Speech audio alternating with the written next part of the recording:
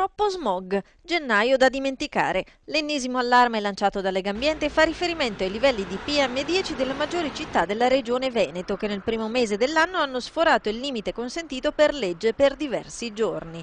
In testa alla classifica per giorni di superamento Vicenza e Padova con 19, a ruota con 18 giorni Verona e Treviso, leggermente staccate Venezia con 16 e Rovigo con 15.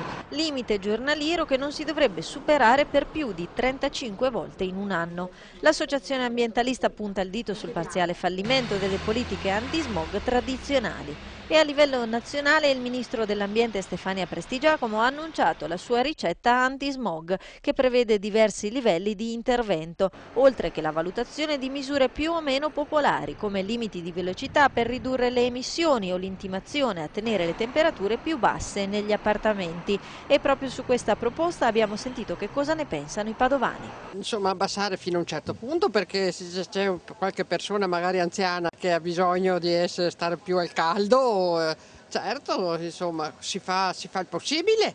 Il termostato ce l'ho a 18 gradi, quindi voglio dire 18-19 gradi sono più che sufficienti in casa, a maggior ragione nelle stanze da letto.